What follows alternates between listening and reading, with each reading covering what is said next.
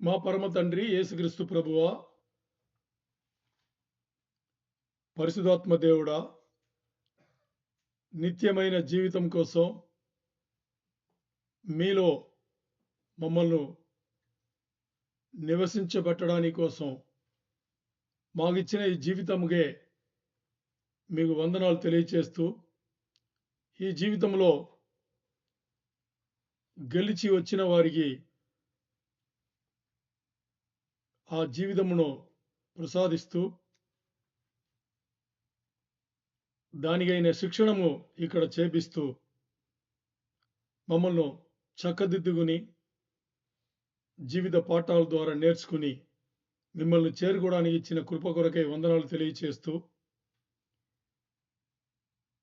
మీ వాక్యం వెలువడబోతుండగా నాతో మాతో మాట్లాడమని మాకు కావాల్సిన ఈ ఆత్మీయ ఆకారం ద్వారా మా జీవితాలను మేము మార్చుకొని మిమ్మల్ని వెంబడించే ఆ కృపనివ్వమని ఉపదేశంలో అడ్డగింప ప్రయత్నం చేస్తున్న సాతాను చీకటి అంధకార శక్తులన్నిటినీ యేసయ్య నామంలో ఈ క్షణమే వెళ్ళగొట్టుచు మహిమ ఘనత ప్రభావమని తండ్రిని మీకు ఆరగిస్తూ యేసయ్య అతి పరిశుద్ధ నామంలో అడిగి వేడుకుని పొందినాము తండ్రి, ఆమేన్. ఆమేన్. మనకు తెలిసి ఈ లోకంలో మనకు తెలిసి ఈ లోకంలో ఒక విషయం ఉందనుకోండి, దానికి రెండు వైపు ఉంటుంది. ఒకటి బ్రైట్ సైడ్ ఉంటుంది, ఇంకోటి డార్క్ సైడ్ కూడా ఉంటుంది. అలా కొన్ని విషయాలు చెప్పండి, ఏమేమి ఉన్నాయి చెప్పండి. పగలుంటే రాత్రి ఉంటుంది. అదే ఏంటి అడుగుతున్నా. బ్రైట్ అంటే మంచిది, డార్క్ అంటే చెడు సైడ్. ఏంటి? ఒకటి డే, ఇంకోటి నైట్. ఇంకా అస్సలు పని చేయట్లేదా? తెలుపు నలుపు మాట్లాడండి, ఏదో ఒకటి ఇలాగా. ఏం రావట్లేదా? ఎండ, చలి, వాన కాదు.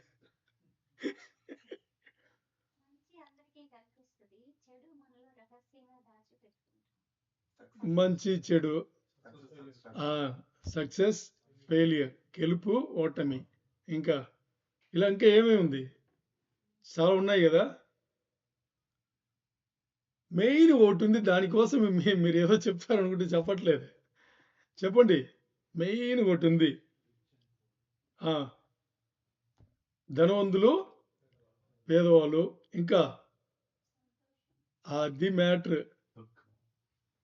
ఇది బాధలు ఒకవైపు, ఇంకోవైపు సంతోషం కదా. ఇది లేని జీవితం ఏమైనా ఉందంటే బాధలు సంతోషం కాదు. ఒకటి బ్రైట్ సైడ్, ఇంకోటి డార్క్ సైడ్.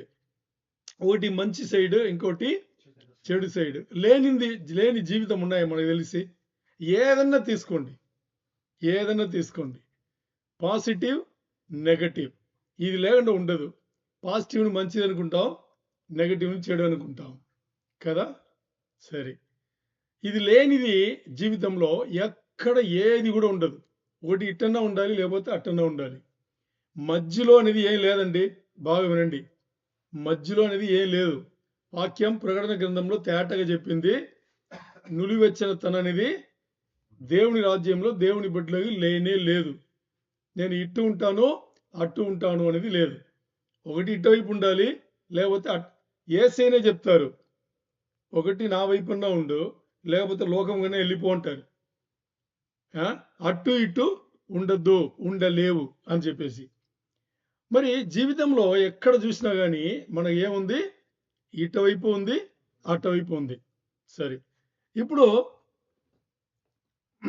ఓ ప్రశ్న మైండ్కి.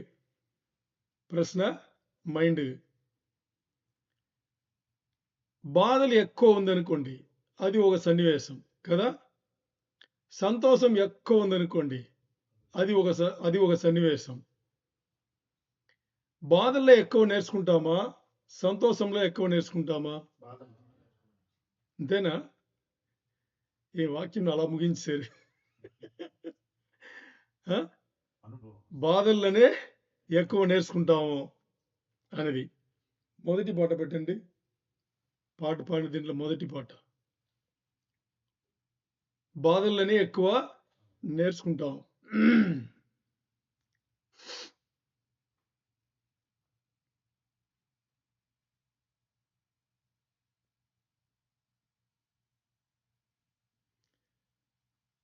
ఇక్కడ ఆ చివరి చరణం ఉంది కదా, చివరిది. నేను ముందే పాడేటప్పుడు కూడా మాట్లాడుకున్నాం కదా. అక్కడ ఎంత బాధలు ఉన్నాయంటే, శిలువ మరణం అనేది చాలా ఘోరమైన మరణం, మీకు తెలుసు. అంటే ఇంతవరకు చరిత్రలో ఇంతవరకు మరణం మనిషిని చంపేది అనే దీంట్లో శిలువ మరణం లాగా ఇంకో మరణం లేనే లేదు. చాలా ఘోరమైన, అంటే ఆ, కర్ణ కుటూరమైనది చెప్తారు కదా, అలాంటిదనమాట. మామూలుగా దాన్ని ఎవరు భరించలేరు. దాంట్లో యేసయ్య భరించిన ఆ శిలువ మరణం ఉంది కదా, అలా ఎవరు భరించలా. ఇటువైపు కుడిపక్క దొంగ, ఎడమొక్క దొంగ ఉన్నారు కదా. చూడండి, ఆ శిలువ మరణం చేసే దీంట్లో కూడా ఎవరినైతే మరణం చేపిస్తారో దాంట్లో ఒక షరతు ఉంది. ఏంటంటే పొద్దుపోయేందుకు లోపల వాళ్ళు చచ్చిపోతే వదిలేస్తారు, లేకపోతే కాలుని ఎర్రకొడతారు. ఈ కాలు ఉంది కదా, మోకాల్ని ఎర్రకొట్టి చంపేస్తారు. పొద్దుబందు లోపల చచ్చిపోవాలి. యేసయ్యకు ఆ పని జరగల. యేసయ్యకు ఆ పని జరగల. ఇప్పుడు చూస్తారు, లేకపోతే చంపుతారు, అలా ఉంటది. మరి ఇక్కడ యేసయ్యకి ఏం జరిగింది అనేటప్పుడు ఆయన ప్రాణం ఆయనే విడవాల్సి వచ్చింది. ఒక సన్నివేశంలో ఆయన ప్రాణంను, అంటే మనం మాట్లాడేది భౌతిక బాధల గురించి మాట్లాడాల, శారీరమైన బాధల గురించి మాట్లాడాల, మానసికమైన బాధల గురించి మాట్లాడుతున్నాం. యేసయ్య కేసులో మాత్రం భౌతికమైన, అంటే శరీర సంబంధమైన బాధలను ఆయన భరిస్తున్నాడు. ఎందుకు భరిస్తున్నాడంటే అది భరించడానికే ఆయన వచ్చాడు. శిలువ మరణంలో అది భరించడానికే వచ్చాడు. అది భరిస్తేనే మనకు రక్షణ అయిందా, ఆయనకు తెలుసు. మరి మానసికమైన ఆ బాధలు ఉంది కదా, ఆ ఒత్తిడిని తట్టుకోలేక ఆయన ఏం చేశారు, ప్రాణం విడిచారు. ఆ మానసికమైన ఆ బాధ, ఆ ఒత్తిడి ఏంటంటే తండ్రినిచ్చి దూరం అయ్యాడు అనే ఆ మానసికమైన బాధ. అర్థమైందా? అది తట్టుకోలే. అందుకే చివరిలో ఏమంటాడు ఆయన, తండ్రి నన్ను వదిలేసినావా అని చెప్పేసి ఆ హెబ్రేయ భాషలో, లేకపోతే అరామైక్ అనుకుంటా, చెప్తాడనమాట. చెప్పి అప్పుడు చివరి శ్వాసను ఆయన వదులుతాడు. సరే, ఇప్పుడు అలాంటి ఒక సన్నివేశంలో ఆ శిలువ మరణం పొందేటప్పుడు ఆయన మనస్తత్వం ఎలా ఉంది, దానికన్నా ఎక్కువ బాధలు వేరెవరికి లేదు. అది చెప్పడానికి ఇక్కడ వచ్చాం, క్లోజ్ చేయొచ్చు. దానికన్నా ఎక్కువ బాధలు ఎవరెవరికి లేవు. అలాంటి సన్నివేశంలో కూడా యేసయ్య ఎలాంటి మనస్తత్వం కలిగి ఉన్నాడు, వీళ్ళందరూ ఏమి చేస్తున్నారో వాళ్ళకే తెలియదు, తండ్రి క్షమించున్నాడు అన్నాడా. సరే, ఇది ఒకటి గుర్తుపెట్టుకోండి.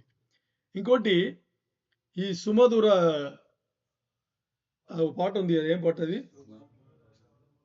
గానాలతో. దాంట్లో చివరి చరణంలో చివరి 2 లైన్లు, నీవు నాకిచ్చే మహిమ ఎదుట ఇవి ఎన్న తగినవి కావే. ఇంకోసారి పండి, నీవు నాకిచ్చే మహిమ ఎదుట ఇవి ఎన్న తగినవి కావే. ఇవి ఏవి, ఎప్పుడు ఆలోచన చేశారా? నీవు నాకిచ్చే మహిమ ఎదుట ఇవి ఎన్న తగినవి కావే. ఏవి, ఎప్పుడు ఆలోచన చేసామా? పాట భయంకరంగా బాగా ఇంట్రెస్ట్ ఎంజాయ్ చేసి అనుభవించి పాడతాం. ఎందుకంటే పాట అలా ఉంటుంది, మంచి పాట, రచయిత బాగా రాశాడు. ఏవి,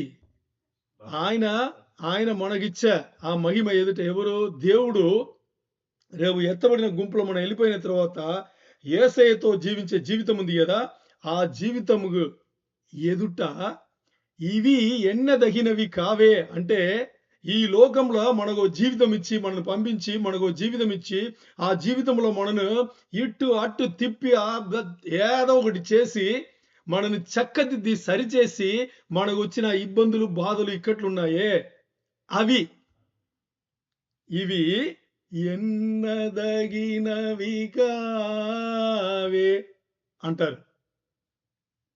ఒకటి చూడండి, ఎంత కష్టాలు వచ్చినా శరీరధారిగా వచ్చి యేసయ్య మనకు మాదిరి జీవితమును చూపించి అంత కష్టమైన ఆ సన్నివేశంలో కూడా ఏం చేశాడు ఆయన? ఇంకోరి గురించి, అంటే ఆయన వచ్చింది ఆ సృష్టి కోసం, ఆయన వచ్చింది ఆ సృష్టికి రక్షణ ఇవ్వడానికి కోసం. ఇప్పుడు ఆ సృష్టి ఆయనను ఎదిరించి అలాంటి పనులు చేస్తుంటే అప్పుడు ఆయన వెనకాడలేడు కదా, వెనక ఆడగలడా? వచ్చిందే దానికోసం. వాళ్ళు అలా చేస్తారని తెలుసు. ఇప్పుడు ఈ లోకంలో మనల్ని పంపించి ఒక రిహర్సల్ పెట్టాడు. నాటకం అంటే దాని తమిళ్లో నాకు తెలుసు ఒత్తి అంటారు. రిహర్సల్కి తెలుగులో ఏంటి? రిహర్సల్ అది ఇంగ్లీష్, తెలుగులో ఏంటి? ఓకే, మీకు అర్థమైంది కదా. అంటే నాటకం వేయే ముందు దాన్ని ప్రాక్టీస్ చేస్తారు కదా, అదేనమాట. సరేనా? అలాంటి ఒక జీవితము ఈ లోకంలో దేవుడు పంపించి యేసయ్యను మాదిరిగా పెట్టి యేసయ్య శరీరధారికి వచ్చి ఇలా జీవించి జయవీరుడిగా వెళ్ళాడు. మీకు కూడా అదే ఆ జీవితమే ఇచ్చాను, మీరు జీవించి దీన్ని గెలిచి ఆయన వెంబడించండి అని మనకి ఇవ్వబడిన జీవితం. అంతేనా? ఓకే, ఇప్పుడు ఈ జీవితంలో మనం ఏం చేయాలి? ఈ జీవితం మనకి ఇచ్చింది అనుకోవద్దు. ఈ లోకం నుండి అన్ని సౌకర్యాలను అనుభవించడానికి అనుకోవద్దు. కాదు, దాని కాదు. అలాగ అయ్యుంటే యేసయ్య పశువుల పాకల పుట్టాల్సిన అవసరం లేదు. అంత కష్టపడి వడ్రంగి ఆ ఇంట్లో ఉండాల్సిన అవసరం లేదు. ఆ పనులు చేసుకుని బతకాల్సిన అవసరం యేసయ్యకు లేదు. ఎందుకంటే ఇప్పుడు పాడిన పాటలన్నీ చూస్తే మహారాజువు రారాజువు ఆయన అంత గొప్ప వ్యక్తి వచ్చి మన మధ్యలో అలాగ వచ్చి ఉండి మనకు మాదిరి జీవితం ఇచ్చి వెళ్ళాడంటే అలాంటి జీవితమునే మనం ఏం చేయాలి? వెంబడించాలి. యేసయ్య ఎప్పుడు వచ్చేసి సిలువను, మీ సిలువను మీరు పట్టుకొని, ఆయన సిలువని చెప్పలా. ఆయన సిలువ వేరు, మనకి ఇవ్వబడిన కాడి వేరు, మనకి ఇవ్వబడిన సిలువ వేరు. మీ జీవితంలో మీ సిలువను పట్టుకొని నన్ను వెంబడించండి అన్నాడు. అన్నాడా లేదా? లేదు, నేను యూదులకు రాజు, ఇశ్రాయేలులకు రాజు, ఈ లోకం అంతా ఏలుబడి చేయబోయే రాజాది రాజు నేను, చక్రవర్తులకు చక్రవర్తి నేను, నాలాంటి జీవితం మీరు లోకం అంటే చక్రవర్తి జీవితం ఈ లోకంలో జీవించని చెప్పాడా? లేదే. మీ సిలువను ఎత్తుకొని ఏం చేయండి? నన్ను వెంబడించండి అని చెప్పేసి ఆయన జీవితంని ఆయన మాదిరి జీవితంగా ఇచ్చి చెల్లాడు. అంటే ఇక్కడ యేసయ్య బిడ్డలకు, విశ్వాస జీవితంలో ఉండే బిడ్డలకు అందరికీ శ్రమలు, బాధలు, ఇక్కట్లు తప్పదు. మరి ఈ లోక జీవితంలో సాతాను కల్పించిన ఇన్ని సౌకర్యములలో మనం అలాంటి జీవితం ఎలా జీవించాలి కదా? దానికి ఎలాంటి మనస్తత్వం కలిగి ఉండాలి? పోనీ యేసయ్యని మీరు సింపుల్గా చెప్తారు, ఆయన సిలువలో ఆ పని చేశారంటే నేను చేయగలనా? ఓకే, యేసయ్య దేవుడు ఒక ఉద్దేశంగా వచ్చాడు, ఆ ఉద్దేశం నెరవేర్చి ఆయన వెళ్ళాడు. ఓకే, మరి వేరే బైబిల్లో పరిశుద్ధ గ్రంథంలో వేరే క్యారెక్టర్లు ఏమి లేవా? ఉన్నాయా లేవా? బోల్డ్ ఉన్నాయి. కొన్ని చూసుకుందామా? కొన్ని చూసుకుని సిద్ధపడతాం, అలాంటి ఒక జీవితముకు సిద్ధపడతాం. దేవుడు మనతో ఈరోజు మాట్లాడేది అదే. ఏం మాట్లాడుతాడు తెలుసా? అవి ఎన్నదగినవి కావే. ఎందుకంటే మనకు బాధలు, శ్రమలు ఇవన్నీ వచ్చిన తర్వాత ఆయన ఇవ్వబోయే మహిమకు ఎదుట ఈ బాధలు, శ్రమలు ఏమి కాదు అంటే ఈరోజు వాక్యాంశం. ఈరోజు వాక్య అంశం. సరే, చూసుకుందాం. ఈ లోకంలో ఏమేమి ఉన్నాయి అలాగా? ఇప్పుడు మనం ముందు మాట్లాడుకున్నాం, మంచి అనిసి ఉంటే చెడు అనిసి ఒకటి ఉంటుంది, పాజిటివ్ అంటే నెగటివ్ అని చెప్పాం కదా. ఇలాగా ఎదురు చూడని ఒక విషయం నుంచి మంచి జరిగితే, ఎదురు చూడని ఒక విషయం, మీరు కొన్ని విషయములు నేను చెప్తాను, మీకు చాలా ఆశ్చర్యంగా ఉంటుంది. ఏంటి అంటే, ఇప్పుడు సముద్రంలో చేపలు పడతాయి కదా, సముద్రములో చేపలు పడతాయి. దాని సూచన తెలుసా మీకు? అంటే దాని సీక్రెట్ తెలుసా మీకు? సముద్రములో చేపలు పడే అది ఉంది కదా. ఆ?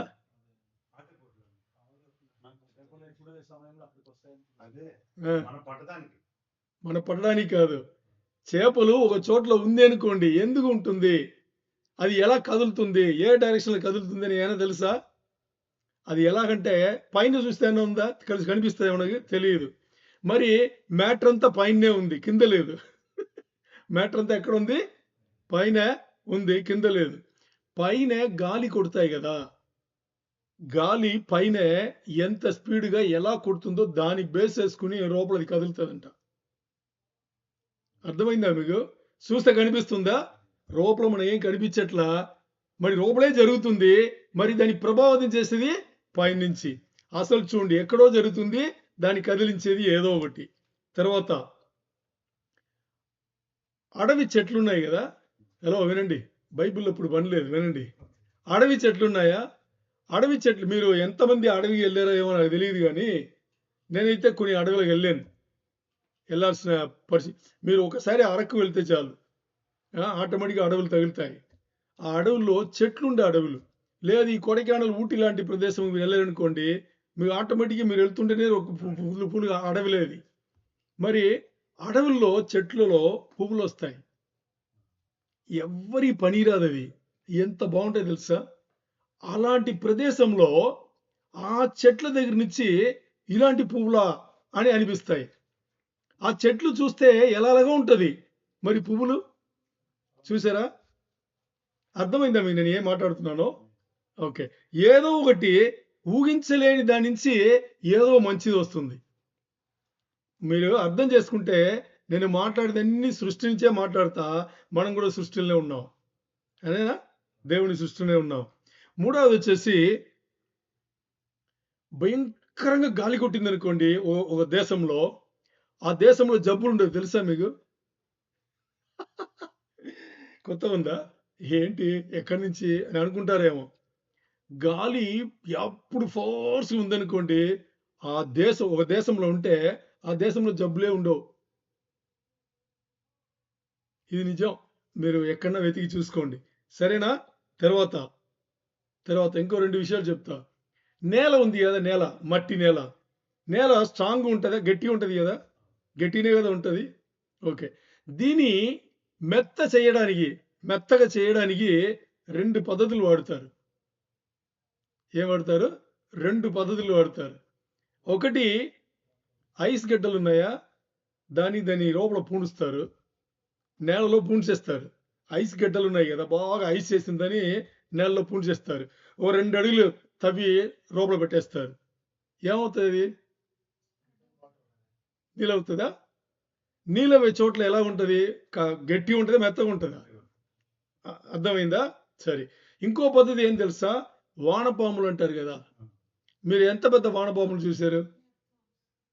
Earth worms. ఎంత పెద్దవి చూశారు మీరు? ఎంత పెద్దది చూశారు? చిన్న పెద్ద ఎంత పెద్దది చూసి ఉంటారు? అంతేనా? 6 అడుగులు 8 అడుగులు చూశారు ఎప్పుడున్నా? చూడలేదు కదా. 6 అడుగులు 8 అడుగులు వానపాములు పెంచుతారు.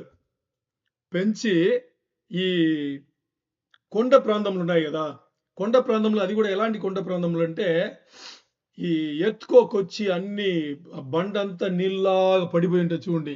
ఆ ప్రదేశంలో ఎప్పుడు కూడా చూస్తే బాగా ఫెర్టిలైజ్డ్గా ఉంటుంది. అంటే దానికి మీరు ఎక్స్ట్రా పై ఉరం వేయాల్సిన అవసరం లేదు. ఉరం అంటే తెలుసు కదా, ఉరం వేయాల్సిన అవసరం మనకు లేదు. ఎందుకంటే ఆ మట్టే చాలా బాగుంటుంది, మరి బాగా గట్టి ఉంటుంది. దాన్ని లూజ్ చేయడానికి, దాన్ని మెత్తగా చేయడానికి ఏం చేస్తారంటే, ఈ వానపాములను పెంచుతారు వాళ్ళు. ఏది 6 అడుగుల నుంచి 8 అడుగులు ఉండే వానపాములు పెంచి ఆ నేలలో వదిలేస్తారు. ఈ వానపాములు పని ఏం తెలుసా? ప్రధానమైన పని ఏం తెలుసా? నేలలో దూసుకుని వెళ్ళిపోవడం. అదే దాని పని. అది పైన ఉండదు, నేల లోపల వెళ్తాయి, బయటికి వస్తాయి. ఓ వానపాము దాని ఎత్తుగా వెళ్ళాలంటే ఎన్ని అడుగులు వెళ్ళాలి? 6 అడుగులు వెళ్ళాలి కదా. ఇప్పుడు ఈ 5-6 అడుగుల వరకు భూమి మెత్తబడుతుందా? సరే, ఆలోచన చేయండి. వానపాముల స్కిన్ లేకపోతే దాని శరీరం చూస్తే ఎంత సాఫ్ట్గా ఉంటాయి తెలుసా మీకు? దాని ముడితే అలా వెళ్ళిపోతాయి, తెంచితే తెగిపోతాయి. అలాంటిది ఏం చేస్తుంది, 5-6 అడుగులు లోతుకు లోపల వెళ్ళిపోతుంది. ఏమో ఊహించేట్టుగా ఉందా? అంటే దాని క్యారెక్టర్ అది చేసే పని ఏమన్నా సంబంధం ఉందా? ఉందా? లేదు కదా. అది తర్వాత చూడండి, మేఘం ఉంది కదా, క్లౌడ్స్. అది తెల్లగా ఉంటే వర్షం వస్తుందా, నల్లగా ఉంటే వర్షం వస్తుందా? నల్లగా ఉంటే వర్షం వస్తుంది. మరి నల్లటి మేఘాల నుంచి ఎలాంటి వర్షం పడుతుంది? నల్లటి వర్షం పడుతుందా, తెల్లగా వర్షం పడుతుందా? ఎప్పుడు ఆలోచన చేశారా? ఇంత నల్లగా ఉంది, ఎందుకు నీళ్ళు తెల్లగా వస్తుంది నుంచి ఆలోచన చేశారా? పోనీ నీళ్ళ కలర్ తెలుసా మీకు? నీళ్ళ కలర్ ఏంటి? తెలుపే. నీళ్ళ కలర్ నలుపు అని చెప్పరు ఎప్పుడు. నీళ్ళ కలర్ తెలుపు అని చెప్తారు. అర్థమైందా మీకు? నల్లటి మేఘం నుంచి తెల్లగా నీళ్ళు అలా అలా అలా చల్లుతాయన్నమాట. ఊహించగలమా? ఊహించలేము. తర్వాత ఈ భూమిలో చూడండి, చెట్లు ఎన్నో చెట్లు ఉన్నాయి. ఇప్పుడు మన ఇంట్లో చెట్లు పెట్టుకుంటాం, నేలలో పొలంలో చెట్లు పెట్టుకుంటాం. కొన్ని పువ్వుల మొక్కలు వస్తాయి. ఆ పువ్వులు వచ్చేటప్పుడు ఆ పువ్వులు కాసే చెట్టు ఉంది కదా, దాన్ని చూడండి ఎలా ఉందో. ఎంత అసహ్యంగా ఉండాలో అంత అసహ్యంగా ఉంటుంది చెట్లన్నీ. మరి పువ్వులు,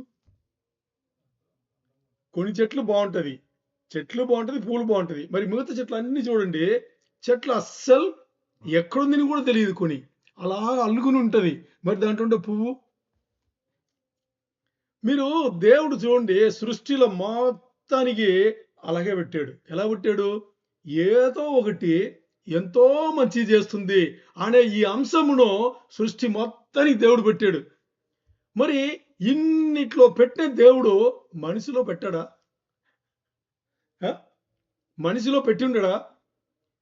అంటే మీరు చూడండి, ఈ లోక జీవితంలో దేవుని బిడ్డలకు, ఈ లోక జీవితంలో దేవుని బిడ్డలకు దేవుడు ఇచ్చిన జీవితం శ్రమలకుండా, ఇబ్బందులకుండా వెళ్ళి గెలవాలని. ఇదే దేవుడు ఇచ్చింది. మరి ఇలాంటి ఒక జీవితం ఇచ్చిన దేవుడు దాని నుంచి ఎలా బయటపడాలి అని సృష్టి మొత్తానికి నేర్పిన, సృష్టి మొత్తం ద్వారా మనకి నేర్పిన దేవుడు మనకి పెట్టిండడా? పెట్టిండడా కదా. సరే, ఇక్కడ పరిశుద్ధ గ్రంథం నుంచి ఒక వచనం చూసుకుందాం. చాలా ఆశ్చర్యమైన వచనంగా ఉంటుంది. చాలా ఆశ్చర్యమైన వచనంగా ఉంటుంది. ఆదికాండం 35:18 వచనం. ఆదికాండం 35:18 వచనం. చదవండి, మైక్ తీసుకుని చదవండి. చదివేసి మరి మైక్ ఆఫ్ చేసేయండి. ఆమె మృతి పొందెను. ఆమె మృతి పొందెను. మృతి పొందెను. ప్రాణము ప్రాణము పోవుచుండగా ఆమె ఆమె అతని పేరు బెనోని అని అనెను. బెనోని అని అనెను. ఇంకా అతని తండ్రి అతనికి బెన్యామీను అని పేరు పెట్టాను. ఆమేన్. ఏం అర్థమైంది మీకు? ఒక ఆవిడ ఏమో కథని, ఇక్కడ చూడండి, కథని తర్వాత చూసుకుందాం. ఒక స్త్రీ ఉంది. ఆ స్త్రీ అతనికి బెనోని అని ఓ పేరు పెడితే, మరి అక్కడ అతని తండ్రి ఏం పేరు పెడుతున్నాడంట? బెన్యామీను అని పేరు పెడుతున్నాడు. అంటే ఆమె అనేది అతనాంచి ఉంది కదా, అతనికి భార్య ఏమో పేరు ఎలా పెట్టింది? బెనోని అని పెట్టింది. బెనోని అంటే బాధల్లో పుట్టినవాడు అని అర్థం, లేకపోతే పుట్టేటప్పుడే బాధలు ఇచ్చినవాడు అని అర్థం. అర్థమైందా మీకు? బాధల్లో పుట్టినవాడు, లేకపోతే పుట్టేటప్పుడే బాధలు ఇచ్చినవాడు అని అర్థం. ఈ అర్థముగా ఆవిడ ఏం చేస్తుంది? ఆ తల్లి పేరు పెడుతుంది ఇలాంటి పేరు. ఎందుకంటే తన పుట్టేటప్పుడే తల్లి మరణిస్తుంది, అదే మృతి పొందేనుంది. ఇప్పుడు తల్లి మరణమును ముందు పెట్టి ఒక అబ్బాయి పుడుతున్నాడు. తల్లి ఏం పేరు పెడుతుంది చనిపోయే ముందు? బెనోని, అంటే బాధలు ఇచ్చి పుట్టినవాడు అని పెడుతుంది. మరి అదే శిశువుకు తండ్రి ఓ పేరు పెడుతున్నాడు. ఆ తండ్రి వేరెవరు కాదు, యాకోబు. ఎవరు? ఇస్రాయేలు అనే పేరుండే యాకోబు. ఆ కుమారుడికి పేరేం పెడుతున్నాడు? బెన్యామీను అని పెడుతున్నాడు. బెన్యామీన్ అంటే దాని ఏం అర్థం అంటే నా కుడి చేయి అని అర్థం. నా కుడి చేయి అని అర్థం. The son of my right hand, నా కుడి చేత ఉండే పుత్రుడు అని అర్థం. సరే, చూడండి, భార్యాభర్తలు బైబిల్ మొత్తాన్ని చూస్తే భార్యాభర్త కలిసి ఉండాలి ఉంటుంది అన్నిట్లో కూడా. శారీరంగా మాత్రం కాదు, మానసికంగా కూడా కలిసి ఉండాలి. మరి ఇక్కడ ఒక స్త్రీ తన కుమారుని కనేటప్పుడు బాధలు ఉంది, ఆ బాధల ద్వారా మరణించబోతున్నాను అని తెలిసి ఆ స్త్రీ ఏమంటుంది? వీడు నాకు బాధలిచ్చి పుట్టినవాడు, అందుకని వీడి పేరు, దానికి అర్థం ఉండేట్టుగా. ఎందుకంటే అప్పుడు చూస్తే మీరు హెబ్రాయల్ వాళ్ళ సంస్కృతిలో చూస్తే ఒకరొకరి పేరుకు కరెక్ట్ అయిన అర్థం ఉంటుంది. అంటే కరెక్ట్ అయిన అర్థం ఉంటుంది. ఇప్పుడు ఎందుకు ఆవిడ బెనోని అనే పేరు పెట్టాల్సిన అవసరం వచ్చిందంటే, వాడు పుట్టేటప్పుడు తల్లిని చంపేశాడు అనే మీనింగ్ లో బాధల నుంచి పుట్టినవాడు అని చెప్పేసి బెనోని పేరు పెట్టింది. మరి అదే శిశువు, అదే తల్లి కడుపులో పుట్టిన అదే శిశువుకు తండ్రి అయిన వాడు దాన్ని ఎలా చూస్తున్నాడు? బాధల నుంచి పుట్టినవాడిని చూడలా. అర్థమైందా? ఏమని చూస్తున్నాడు? నా కుడి చేతిగా, అంటే నాకు రైట్ హ్యాండ్ గా ఉండే నా కుమారుడు అని పాజిటివ్ గా చూస్తున్నాడు. తల్లి ఏమో నెగటివ్ గా చూస్తుంది, తండ్రి ఏమో పాజిటివ్ గా చూశాడు. తల్లి ఏమో మంచిగా చూడలే, చెడుగా చూస్తుంది. మరి తండ్రి ఏమో మంచిగా చూశాడు. అర్థమైందా? లోకంలో అన్ని అలాగే ఉంటుంది. లోకంలో అన్ని అలాగే ఉంటుంది. మరి ఈ తల్లి ఎవరు అంటే రాగేలు. ఎవరు? తల్లి రాగేలు. ఓకే, ఇక్కడ చూస్తే యాకోబు అని మాట్లాడాము. యాకోబే ఇశ్రాయేల్ జనాంగం కదా, 12 మంది పిల్లలు. రాగేలుకు 2 పిల్లలే. రాగేలుగును యాకోబుకు పుట్టింది 2 పిల్లలే. లేయాగును యాకోబుకు పుట్టింది 6 మంది పిల్లలు. దాంట్లోనే యూదా గోత్రం వస్తుంది. 6 గోత్రాలు, 6 పిల్లలు, 6 గోత్రాలు. యూదా గోత్రం అక్కడ వస్తుంది. ఎవరు? లేయా కన్య దాంట్లో. మరి యాకోబుకు లేయాగు 6 మంది అంటే యాకోబుగును రాహేలుగును 2 పిల్లలు. మొత్తం ఎంతమంది అయ్యారు? 8 మంది అయ్యారు. మరి ఇంకో 4, మొత్తం 12 మంది బిడ్డలు కదా. మరి ఇంకో 4 ఎవరంటే రాహేలు, లేయా పని మనిషి ద్వారా 2, రాహేలు పని మనిషి ద్వారా 2 యాకోబు పుట్టిన వాళ్ళే. మొత్తం 12 గోత్రాలు. మీరు చూసారు అక్కడ ధర్మశాస్త్రం ప్రకారం పురుషుడు ఎవరితో కనినా గాని తన కుమారుడు నుంచి అక్కడ ఏర్పరచబడినట్టుగా మనం అక్కడ చూస్తాం. ఈ 12 గోత్రాలు ఇలాగే వచ్చింది. మరి ఇక్కడ తల్లి చెడుగా చూస్తే తండ్రి దాన్ని ఎలా చూశాడు? మంచిగా చూశాడు. ఆలోచన చేయాలి. ఎందుకు అని మనం చూస్తే ఇంకో ఉదాహరణ చూసుకుందాం. సంసోను గురించి ఎంతమందికి తెలుసు? ఓకే, సంసోను బాగా అర్థం చేసుకోండి. సంసోను చచ్చిపోయిన శవం ఉంటది కదా, శవంలో ఈ తేనీగలు ఇది కడతాయి. ఏం కడతాయి? గూడు, తేనె గూడు కట్టితే, చచ్చిపోయిన శవంలో తేనీగలు తేనె గూడు కట్టితే దాంట్లో తేనె తింటాడు తెలుసా? ఈ తేనెని తింటాడంటారా, తాగుతారంటారా? తేనె తినేదే, తాగేదా? తాగేది కాదు, తినేది. ఎలా చెప్పారు మీరు తాగేదని? చెప్పండి.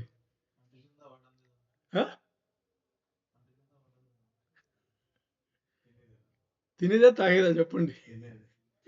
సరే మీకే ఇచ్చేస్తాను, మీరు కనుక్కోండి. తెలుగు వాళ్ళు కదా, కనుక్కోండి. తినేదా తాగేదని మీరు తెలుసుకోండి. ఇక్కడ ఏం జరిగిందంటే సంసోను వచ్చేసి చూడండి, ఎవరన్నా చచ్చిపోయిన పీనిగనిచ్చి అక్కడ తేనీగలు తేనె పెట్టితే దాన్ని ఎవరన్నా తింటారా? సంసోను తిన్నాడు. తిని మాత్రం కాకుండా తల్లిదండ్రులు ఇచ్చాడు తెలుసా. వాళ్ళు అదే తింటానని వాళ్ళకి తెలియదు. సంసోను ఏం చేశాడంటే, ఒకసారి ఫిలిస్తీన్ల రాజ్యంకు సంసోను పుట్టుక తెలుసు కదా, ఫిలిస్తీన్లను చంపడానికి కోసమే, వేరే దేని కాదు. న్యాయాధిపతి గ్రంథంలో వస్తుంది సంసోను, గిద్యోను, ఈ దెబోరా కథలన్నీ అక్కడ వస్తాయన్నమాట. ఈ సంసోను ఏం చేస్తాడంటే, పుట్టి పెరిగిన తర్వాత తీసుకెళ్తాడు తల్లిదండ్రులను. అంటే ముందెళ్ళి ఒక అమ్మాయిని చూపిస్తాడు. ఆ అమ్మాయి బాగా నచ్చి ఉంటుంది, ఫిలిస్తీన్ అమ్మాయి. నచ్చుంటే వచ్చి తల్లిదండ్రులు చెప్తాడు, నాకు అమ్మాయే కావాలి, రండి మాట్లాడి నాకు పెళ్లి చేపించండి. తల్లిదండ్రులు ఏదో చెప్పిస్తారు. ఏంట్రా సున్నతి పొందని వాళ్ళ దగ్గర ఎందులో సంబంధం ఏదో చెప్పిస్తారు. లే నాకు కావాలి అంటాడు. మరి ఇప్పుడు తీసుకెళ్తాడు, తల్లిదండ్రులు మాట్లాడడానికి తీసుకెళ్తాడు. ముందు వెళ్ళాడు కదా తల్లిదండ్రులు, ఏమంటే ముందు తన మాత్రం వెళ్ళాడు కదా. వెళ్ళేటప్పుడు సింహం ఒకటి అడ్డొస్తుంది. మీకు కదండి తెలుసు. దాన్ని ఎలా చంపుతాడు? అలా దవడలను చీల్చేస్తాడు. చీల్చి చంపేట్టు పడేసి వెళ్ళిపోతాడు. నార్మల్గా చంపుతాడంట, చంపేసి వెళ్ళిపోతాడు. ఓకే, ఇది అయిపోయింది. మరలా తల్లిదండ్రులు చెప్పి మరలా వెళ్ళేటప్పుడు, ఏది అమ్మాయిని ఫిక్స్ చేయడానికి వెళ్ళేటప్పుడు, అలా వెళ్తుండేటప్పుడు వీడు ముందెళ్తాడు, తల్లిదండ్రులు వెనక వస్తారు, కొంచెం వెనక నడిచి వస్తారు. వచ్చేటప్పుడు అదే సింహం చీల్చాడు కదా, అదే దారిలో వచ్చేటప్పుడు సింహంని చంపి పక్కనేసాడు కదా, ఏమైందో చూద్దాం వెళ్తాడు. అక్కడే తేనీగలు ఏమైతుంది, ఈ తేనె గూడు పెట్టి కట్టి అక్కడ తేనె ఫుల్ ఉంటుంది, తీసి తింటాడు. ఆలోచన చేయండి. సంసోన్ లాంటి బైబిల్ ఉండే క్యారెక్టర్లో సంసోన్ లాంటి వాడు అలాంటి పని చేయొచ్చా? పోనీ ఆ తేనె కూడా తీయగానే ఉండిందంట. ఏది అక్కడున్న తేనె కూడా తీయగానే ఉండిందంట. అంటే ఏదో జరిగే పని అది చేశాడు. చేసింది మాత్రం కాకుండా వాళ్ళకు కూడా ఇచ్చాడు, తల్లిదండ్రులకు కూడా ఇచ్చాడు. వెనక్కి వచ్చాడు కదా, తీసుకెళ్ళి ఇచ్చి చెప్పను కూడా చెప్పలా, నేను ఇలా చేశాను, దాని ద్వారా వచ్చిన తేనెని కూడా చెప్పను కూడా చెప్పలా, ఇచ్చాడు, తినిపించాడు. వాళ్ళు కూడా తిన్నారు, బాగుందని కూడా చెప్పారు అని లేదు, అక్కడ తిన్నారు. అర్థమైందా? మరి అలాంటి కార్యం అనేది ఒకటి జరగకూడదు. మీరు చేస్తారు అది, ఒక పీనుక దానిపైన తేనె కూడు కడితే ఏం తేనె ఎంత బాగుందని చెప్పినా దాన్ని తింటామా మనం? మరి ఆ సైడే వెళ్ళాం. చూడండి, ఆ పని చేశాడు. అంటే దేనిచి ఏం జరుగుతుందని లేదు. చూడండి, అక్కడ సింహం చనిపోయి ఉంది. అది చెడు. ఇది ఆ చెడ్డ దీంట్లో మంచిది అని చెప్పి దాన్ని తింటున్నాడు. ఊహించలే. ఇవన్నీ చూస్తే సృష్టిలో ఊహించలేనిది చాలా విషయాలు జరుగుతున్నాయి. ఎందుకు? మనను సిద్ధపరచడానికి, యేసయ్య రాజ్యంలో యేసయ్య బిడ్డలను సిద్ధపరచడానికి. ఏది ఎలాగున్నా దాంట్లో మంచిది చూడండి. ఒకరేమో కుమారుడు భార్యని చంపేసి పుట్టితే పాజిటివ్గా తీసుకుంటున్నాడు. ఇంకోడేమో చంపి వేసిన ఆ సింహం శవంగా ఉండి దానిపైన తేనె గూడుంటే దాంట్లో తేనెని తీసి తింటున్నాడు. మరి నా క్యారెక్టర్ ఎలా ఉన్నాయి? వీళ్ళు పోల్చుకుంటే మనం ఎంత సున్నితంగా బతుకుతున్నాం ఆలోచన చేయండి. ఈ సున్నితాలన్నీ కూడా మనకే దేవుని రాజ్యంలో పనికిరాదు. విశ్వాస జీవితంలో కొనసాగాలంటే సంసోన్ లాంటి జీవితం ఉండాలి, యాకోబు లాంటి జీవితం ఉండాలి, అలాంటి మనస్తత్వం కలిగి ఉండాలి. అది చాలా చాలా ఇంపార్టెంట్. ఎప్పుడు అనేటప్పుడు బాగా ఆలోచన చేయండి. ఓ సొరంగం అంటే తెలుసు కదా, మైన్స్, సొరంగం అంతా చెడు అనుకోండి. ఒక్క నరం ఉంది కదా, నరం ఎంత ఉంటుంది? మన బాడీలో ఉండే నరం ఉంది కదా, సొరంగం అంతా చెడున్న నరం అంత పాజిటివ్ ఉంటే చాలు. యేసయ్య రాజ్యంలో విశ్వాస జీవితమును కొనసాగించి దాని గెలుపు పొందడానికి తీసుకెళ్లాలంటే అంత విశ్వాసం ఉంటే చాలు. అంతే. ఇప్పుడు వీళ్ళందరికీ అది లేకుండా పనిచేశారా? ఆలోచన చేయండి. అది చాలా చాలా ఇంపార్టెంట్.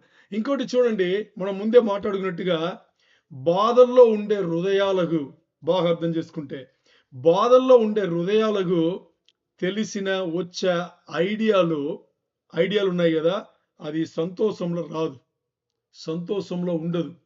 మీరు చాలా బాధల్లో ఉన్నారనుకోండి, దాంట్లో ఎలా మంచిగా బతకాలి అనేది అప్పుడే నేర్చుకుంటారు. కానీ మీరు మంచిగా, మీరైనా నేనైనా మంచి జీవితం అలా కొనసాగుతుంటే ఒక్క పాఠం కూడా నేర్చుకోలేము, ఒక్క మంచి విషయం కూడా నేర్చుకోలేము. ఎందుకంటే ఆ సంతోషం అనేది ఒక మత్తు. ఈ మత్తు మొత్తానికి అన్నిటినీ మర్చిపోచేస్తుంది అనమాట. అన్ని మర్చిపోతాం. బాధల్లో ఒక్కటి కూడా మర్చిపోం. ఎందుకు? యేసయ్య ఇచ్చిన మాదిరి జీవితం వచ్చేసి ఆ బాధలకుండా ఆయన వెళ్ళి మనకు కూడా అలాంటిదే చూపించి, నీ సిలువ తీసుకుని నన్ను వెంబడించి చెప్పాల్సిన అవసరం ఎందుకు వచ్చిందంటే దాంట్లోనే నేర్చుకుంటాం. దాంట్లోనే అంటే బాధలకుండా, ఇబ్బందులకుండా, ఇక్కట్లకుండా వెళ్ళే ఆ జీవితంలోనే విలువైన విషయములు మనం నేర్చుకుంటాం. నేర్చుకోగలము అనేది ఆయనకి చాలా బాగా తెలుసు. విశ్వాస జీవితంలో బాగా అర్థం చేసుకుంటే, విశ్వాస జీవితంలో ఒక్క టిప్ అండి, ఒక్క పని చేస్తే చాలు మనకు. మన విశ్వాస జీవితం కరెక్ట్ కొనసాగించాలి, విజయవంతమైన జీవితం జీవించుకుని వెళ్ళాలి అంటే ఒక్కటే పాయింట్, ఒక్కటే అంశం.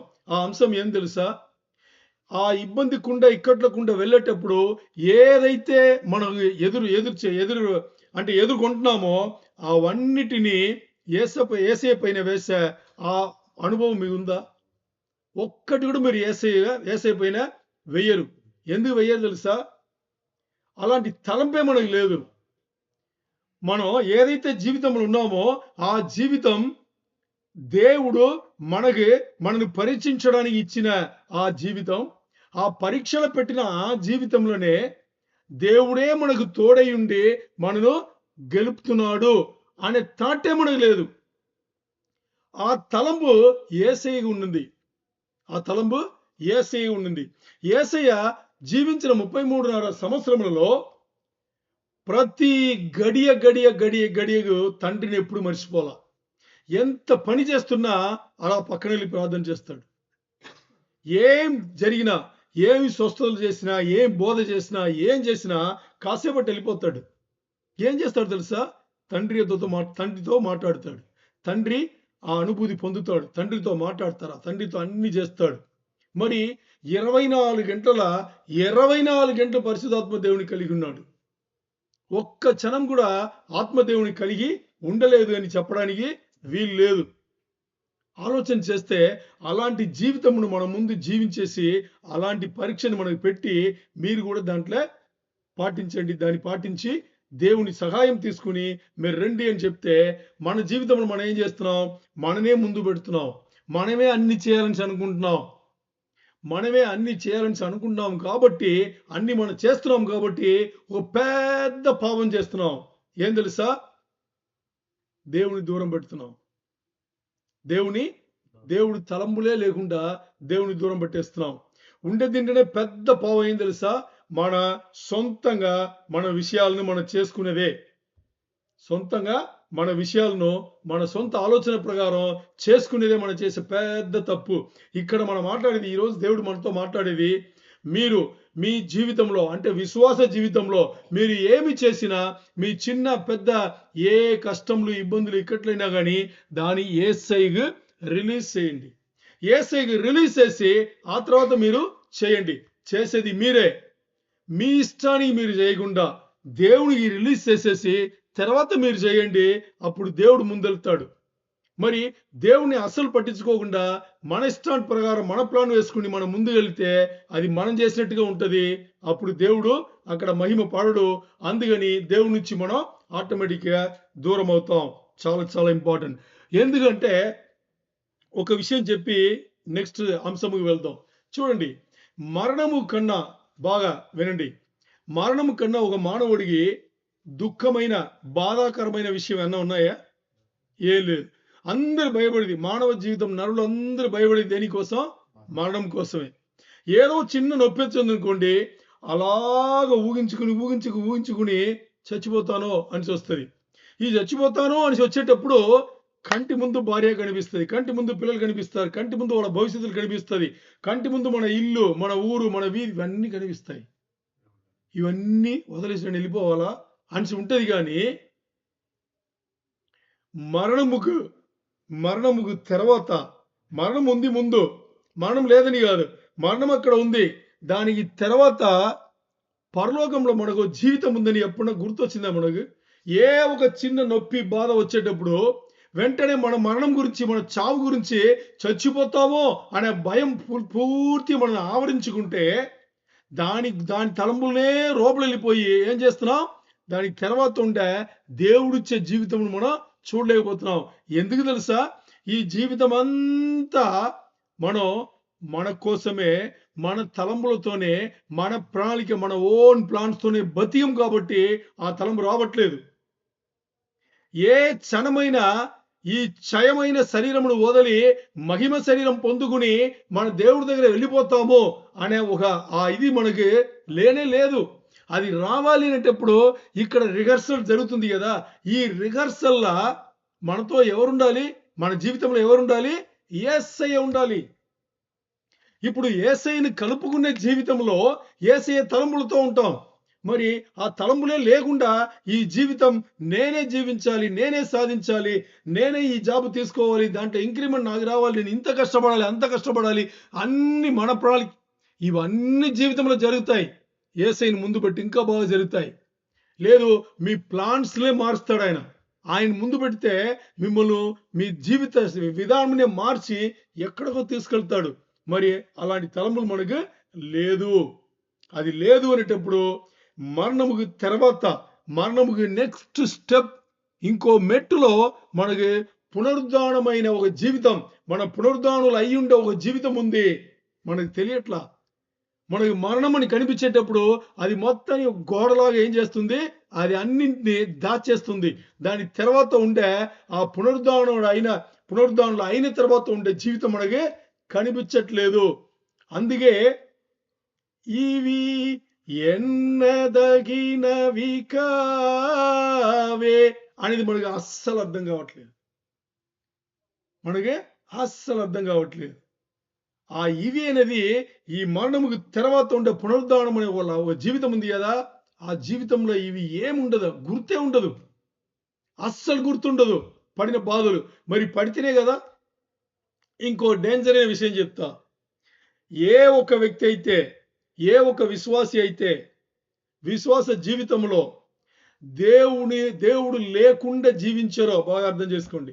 విశ్వాస జీవితంలో ఉన్నాను అని తనను మోసం చేసుకుని దేవుని తలంపులు లేకుండా ఏ వ్యక్తి అయితే జీవించి ఉన్నాడో ఆ వ్యక్తికి ఇది ఇప్పుడు మనం మాట్లాడింది ఏం అర్థం కాదు. విశ్వాసానికి ఒక కన్ను ఉండాలి అంటారు. అంటే కన్ను అనేది సెపరేట్, ఈ రెండు కళ్ళు కాకుండా కాదు. ఈ కళ్ళే హృదయం చూడాలి. ఏది? విశ్వాస కళ్ళు హృదయం ద్వారా బయలుపడాలి. దాంట్లో చూడాలి. ఏం చూడాలి? నేను ఈ లోకంలో బతికే ప్రతి బతుకు, ప్రతి మెట్టు, ప్రతి అడుగు యేసయ్యను ముందు పెట్టే నేను చేయాలి. యేసయ్య తలంపుతోనే నేను చేయాలి. ఎందుకంటే నాకు మాదిరి జీవితం ఆయన్నే. ఆయన జయవీరుడయ్యాడు, జయశీలుడయ్యాడు. నేను కూడా అవ్వాలంటే ఆయనతో పెట్టుకునే చేయాలి. ఇది యేసయ్యనే చెప్తున్నాడు. నన్ను పెట్టుకుంటున్నాడు, నేనున్నా అంటున్నాడు. యేసయ్యకి ఎలాగ పరిశుద్ధాత్మ దేవుడు 24 గంటలు లోపలుండి నడిపాడో అలాంటి పరిశుద్ధాత్మ దేవుని, అదే పరిశుద్ధాత్మ దేవుని మనకు కూడా యేసయ్య ఇచ్చాడు. మరి ఆ పరిశుద్ధాత్మ దేవుని లోపల పెట్టుకుని మనం ఆయనను కలుసుకుని పని చేస్తున్నామా? ఆయనను కలుసుకుని జీవితాలు జీవిస్తున్నామా? దీనికి పెద్దగా ఏమి జీవించాలంటే ప్రతి గడియ ఆయన తలంపుతో ఉంటే చాలు.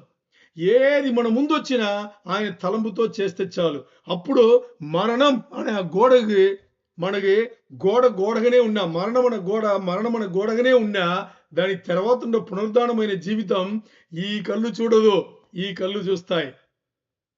హృదయం అనే కళ్ళు, ఆ విశ్వాస కళ్ళు అది చూస్తాయి.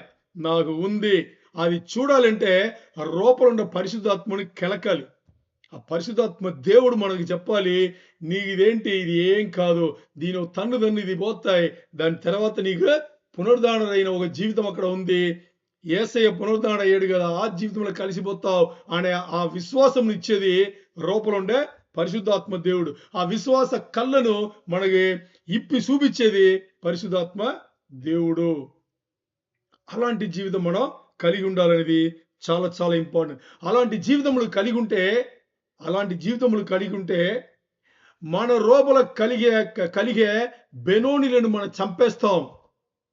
మన లోపల కలిగే బెనోనిలను మనం చంపేస్తాము. చంపేసి అక్కడ ఏం చూస్తాం? మనం బెన్యామిన్ను చూస్తాం. అది చాలా చాలా ఇంపార్టెంట్.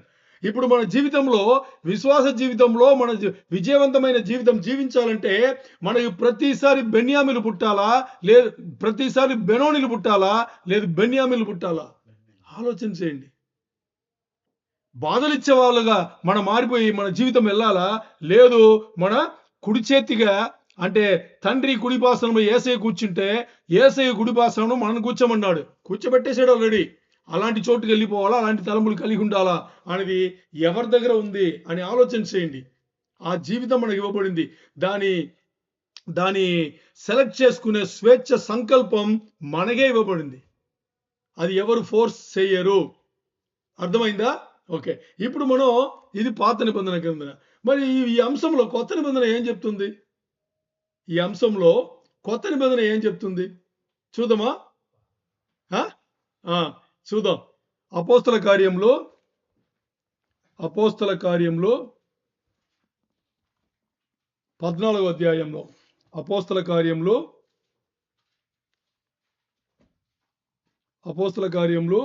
14వ అధ్యాయంలో మీకు కథ చెప్తాను. ఆ తర్వాత వచనం చదువుతాం. ఈ కథ చెప్పిన తర్వాత వచనం చదివితే మీకు ఈజీ అర్థమైపోతుంది. కథ ఏంటంటే పౌలు బర్నబా కలిసి వెళ్తారు కదా, ఐడియా ఉందా? వెళ్తారు. పౌలు బర్నబాను సంఘం యెరూషలేములో ఉండే సంఘంలో పెద్దలందరూ ఏం చేస్తారంటే ఆశీర్వదించి సువార్త చెప్పడానికి పంపిస్తారు. పౌలు బర్నబా ఇద్దరు వెళ్తారు. ఇద్దరు వెళ్ళేటప్పుడు అలాగా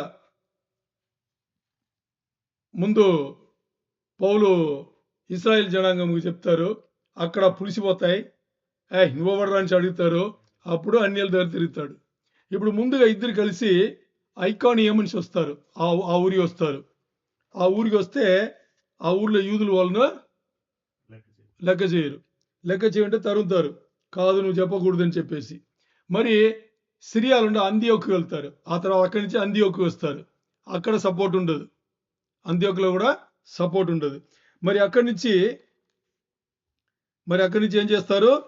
ఇంకా సైప్రస్ ఎక్కడ వస్తారు? సైప్రస్కి వస్తారు. సైప్రస్కి వచ్చి అక్కడ సపోర్ట్ ఉండదు. తరుగుతారు. వీళ్ళేమో స్వార్థ తరిగి చెప్తారు. మరి జనాలేమో తరుగుతూనే ఉంటారు. మరి అక్కడి నుంచి లెస్ట్రా వస్తారు. లిస్ట్రానా ఏదో ఒకటి. ఆ ఊరికి వస్తే కొట్టేస్తారు. కొడతారు భయంకరంగా. ఎలా కొడతారు తెలుసా? చిత కొడతారు. మీకు ఈ పదవి కట్టిన పదం. పౌలుని చిత కొట్టేస్తారు. అంటే ఇంకా చచ్చిపోయాడురా బాబు అని చెప్పేసి ఊరి బయటలో వదిలేసి వెళ్ళిపోతారు. చంపేస్తారు. దగ్గర ఏం చేస్తారు? చిత కొడతారు. చచ్చిపోయాడని చెప్పేసి వదిలేసి వెళ్ళిపోతారు. అర్థమైందా? వదిలేసి వెళ్ళిపోతే అప్పుడు పౌలు విశ్వాసులు ఉన్నారు కదా, పౌలు సపోర్టర్స్, వాళ్ళు వచ్చి చూసి ఇంకా చావలేదని చెప్పేసి ఆ తర్వాత అన్ని కొన్ని పనులు చేసి మరి ఇంకా మీరు ఇక్కడి నుంచి వెళ్ళిపోండి అని చెప్పేసి అంత్యోక్యకు పంపిస్తే ఇలాంటి పనులు జరుగుతుంటాయి. ఇప్పుడు పౌలు బర్నబా ఇద్దరు ఈ సువార్త ప్రకటించాడని వెళ్ళాలని చెప్పేసి ఒక రౌండ్ వస్తే ఎక్కడన్నా సక్సెస్ అయిందా? పౌలు కొట్టారు. అంతేనా? బాగా చిద కొట్టారు అనమాట. చంపేసామని అనుకున్నారు. వాళ్ళకి చచ్చిపోయించి అనుకున్నారు. మరి బతికి ఉన్నాడు పౌలు. దేవుడు బతికించాడు. సరే, ఇప్పుడు ఇలాంటి ఎక్కడ బాగా కొట్టారో, లిస్ట్రా ఆ ప్రదేశంలో కొట్టారు కదా, కొట్టారో అక్కడ పౌలు అక్కడున్న విశ్వాసుల దగ్గర మాట్లాడిన వచనం ఇప్పుడు మనం మాట్లాడుతున్నాం. అంటే దెబ్బలు తీసుకున్న తర్వాత మరీ వచ్చి మాట్లాడతారు. ఏంటి అని చూద్దాం. అపోస్తల కార్యములు 14వ అధ్యాయంలో 22వ వచనం చదవండి. శిష్యుల మనస్సులను దృఢపరిచి విశ్వాసమందు నిలకడగా ఉండవలెననియు అనేక శ్రమలను అనుభవించి మనము దేవుని రాజ్యములో ప్రవేశింపవలెననియు వారిని హెచ్చరించిరి. ఎవరు చెప్పింది తెలుసా? ఇది పౌలు బర్నబా ఇద్దరు కలిసి అక్కడ ఉన్న విశ్వాసులు ఉన్నారు కదా, ఆ విశ్వాసులకు ఏం చెప్తున్నారు తెలుసా? ఏం చెప్తున్నారు అని దీనికన్నా ఏ వాతావరణంలో వీరు మాట్లాడుతున్నారని చూసింది ఇప్పుడు నేను చెప్పిన వాతావరణం. బాగా దెబ్బలు తీసుకుని చనిపోయేంత వరకు కొట్టారు. అన్ని దెబ్బలు తీసుకుని మరీ వచ్చి వాళ్ళు అక్కడున్న విశ్వాసులు ఏం మాట్లాడుతున్నారు తెలుసా? వాళ్ళను ఉత్సాహపరుస్తున్నారు. అర్థమైందా మీకు? వాళ్ళను ఉత్సాహపరిచి విశ్వాసంలో నిలకడగా ఉండాలి. చెప్పండి, అరుగుడా కాదా పౌలు? కదా, అది జీవితం అండి. యేసయ్య రాజ్యంలో జీవితం అంటే అది జీవితం. చూడండి, ఇప్పుడు మనం సృష్టి, మంచిది ఉంటే చెడు, ఇవన్నీ మాట్లాడుతున్నాం. బాగా తన్నులు తినేసి కొట్టారు. అన్ని తినేసి వచ్చి పౌలు ఏమాట్లాడుతున్నాడు? విశ్వాసంలో నిలకడగా ఉండాలి, మీరు ఎప్పుడు కూడా విశ్వాసంలో కోల్పోకూడదు అని పౌలు చెప్తున్నాడు. బైబిల్ క్యారెక్టర్లు చూసారా ఎలా ఉందో? దేవుడు ఒకరొకరిని అలాగనే సృష్టి చేశాడు. ఈరోజు మనను సృష్టి చేసిన దేవుడు మనను యేసయ్య రాజ్యంలో, యేసయ్య విశ్వాస జీవితంలో పెట్టిన దేవుడు అలాంటి బతుకు కోసమే పెట్టాడు. ఎలాంటిది? ఎంత ఇబ్బందులు వచ్చినా, ఎన్ని ఇక్కట్లు వచ్చినా, ఏ బాధలకుండా వెళ్ళినా ఇంకోవైపు విశ్వాస జీవితం అని చూస్తే అది ఏమి కాదు. ఎందుకంటే ఆ ఇబ్బందులు, ఆ ఇక్కట్లు, ఆ బాధల్లోనే మిమ్మల్ని ఆయన తయారు చేస్తున్నాడు. దేవుడు మనం తయారు చేసేది ఆ ఇబ్బందులు ఇచ్చే, ఆ బాధలు ఇచ్చే. ఆ బాధలు లేదు అనేటప్పుడు మనం తయారవ్వలేము. ఓకే, మీకు ఒకటి చెప్తా, ఇంకో డేంజర్ అనే విషయం ఏంటి తెలుసా? ఒకవేళ మీ జీవితంలో బాధలే లేదనుకోండి, గొప్పగా మాత్రం అనుకోవద్దండి. హలో, అస్సలు బాధలు లేదు, నా ప్లాన్ నాకుంది, నా జీతం వస్తుంది, నా ఇన్కమ్ వస్తుంది, నా వరకు నేను, నా భార్య, నా బిడ్డలు, ఇంకా నా చుట్టాలు, వాళ్ళ వీళ్ళు నేను చేసే సపోర్ట్లు ఇవన్నీ కరెక్ట్గా వెళ్తుంది అనే ఒక జీవితం అంటే అది దైనందిన జీవితం కాదు. దైనందిన జీవితం కాదు కాదు అలాంటి జీవితం యేసయ్య జీవించుంటే, యేసయ్య జీవించాడు కదా, ఆ జీవితం నాకు ఇచ్చాడు అనొచ్చు. అలా లేదే. యేసయ్య జీవితం ఎప్పుడు అలా లేదే. ఆలోచన చేయండి. మీరు ఎక్కడైనా తిప్పుకోండి గ్రంథంలో, యేసయ్య జీవితం ఎలా ఉందని ఒక్కసారి చూడండి. అలా ఉండింటే కానే కాదు. అలాంటి జీవితం ఈ రోజు మనలో మనకి ఎవరికైనా ఉంది.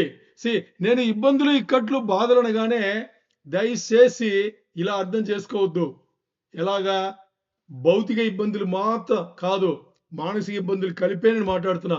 ఒకటి శారీర సంబంధమైన ఇబ్బందులైనా కానీ, లేదు మానసికమైన ఇబ్బందులైనా కానీ, ఈ రెండులకుండా దేవుడు తీసుకెళ్లి మనను సిద్ధపరుస్తాడు. అలాగ సిద్ధపరచడానికి మనం లోబడి ఉండాలి. మన జీవితంలో కూడా అలాగే దేవునిలో కట్టబడి ఉండాలి. అది చాలా చాలా ఇంపార్టెంట్.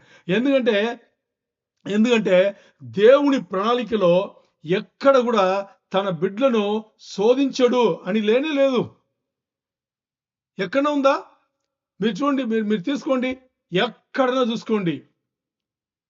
ఇప్పుడు ఉచ్చ స్థాయిలో ఒక ఉదాహరణ మీకు చెప్పాలంటే సొలొమోను చక్రవర్తి కన్నా ధనవంతుడు ఎవరైనా ఉన్నారా బైబిల్ గ్రంథంలో? బైబిల్ గ్రంథంలో పక్కన పెడితే ఇక్కడ ఈ లోకంలో ఏ లోకంలో తీసుకోండి, సొలొమోను చక్రవర్తి కన్నా ధనం కానీ, ఇంకా అది కానీ, ఇది కానీ, ఏదన్నా పదవి కానీ, అంతస్తు కానీ, అధికారం కానీ, ఏదన్నా తీసుకోండి, సొలొమోను చక్రవర్తి కన్నా గొప్పవాడు ఎవరైనా ఉన్నారా? ఎవరు లేరే. అలాంటి సొలొమోను చక్రవర్తి బాధలు పడలేదా? పడ్డాడు కదా. ఐగుప్తు నుంచి ఒక రాణిని చేసుకుని కొండలపైన వెళ్ళి ఇతర దేవుళ్ళని పూజించాడా? తప్పు చేశాడా? మరి తప్పు చేసిన ఒప్పుకున్నాడా? ఒప్పుకున్న తర్వాత సామెతలు రాశాడు. సామెతలు ముత్యాలు తెలుసా మీకు? ఒక్కొక్క పదం కూడా ముత్యాలు. ఎప్పుడు రాశాడు? తప్పు చేసి బాధలకుండా వెళ్ళిన తర్వాత రాసిన ఆ గ్రంథం అది. దేవుడు మరి తన కోసం తయారు చేసుకోలేదా సొలొమోను చక్రవర్తిని? ఆలోచన చేయండి. సొలొమోను చక్రవర్తి అంత ధనం, అధికారం, సంపద కలిగిన సొలొమోను చక్రవర్తికి అలాంటి పరిస్థితి అంటే మీరు నేను ఎక్కడున్నాం? ఆలోచన చేయండి. సో ఎప్పుడు కూడా దేవుడు తన బిడ్డలను శోధించకుండా స్వర్ణంగా మార్చిన కథ ఎక్కడ లేవు. సంసోను వీరుడే, సూర్యుడే, ఏమయ్యాడు? ఆలోచన చేయండి. మీరు ఏ క్యారెక్టర్ తీసుకోండి, బైబిల్ ఉండే ఏ క్యారెక్టర్ తీసుకున్నా అంతే, పూర్తిగా అంతే. నాకు తెలిసి ఓ హానోకు తప్ప. హానోకు చిన్న నుంచే దేవుని ప్రణాళిక ప్రకారం నడుచుకున్నాడు, దేవుడితోనే వెళ్ళిపోయాడు. ఓ హానోకు తప్ప నాకు ఇంకెవరు కనిపించట్లా. అందరి అలాంటి శ్రమలకుండా జీవితంలో.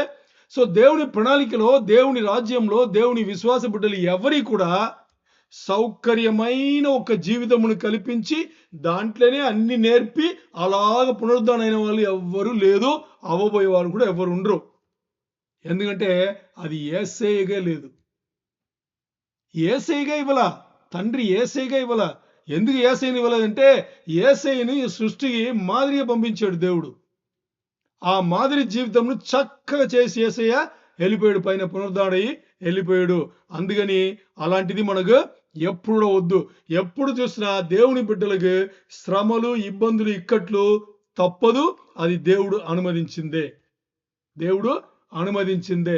నేను శ్రమలను, ఇబ్బందులను, ఇక్కట్లను తప్పించుకుని నేను విశ్వాస జీవితంలో కొనసాగుతాను. నెవర్. ఎవ్వరి వల్ల కాదు.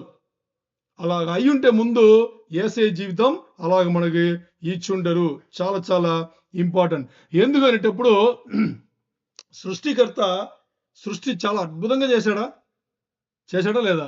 ఈ సృష్టిలో ఈరోజు ఉండే దీన్ని ఏ శాస్త్రవేత్త కూడా అలాగే నేచురల్గా రిపీట్ చేయలేడు, తెలుసా? ఏ శాస్త్రవేత్త కూడా ఈ రోజు ఉండే సృష్టిలో చిన్నది పెద్దది అనే విషయాలను పక్కన పెడితే ఏ ఒక్క విషయం కూడా ఏ శాస్త్రవేత్త కూడా నేచురల్ గా దాన్ని ఇంకొక సృష్టి చేయలేడు. అది చేసే పని కాదు. అది ఒక సృష్టికర్త మాత్రమే చేయగలడు. అలాంటి సృష్టిలో దేవుడు మీరు చూస్తే అన్నిటిని ఆటోమేటిక్ చేశాడు.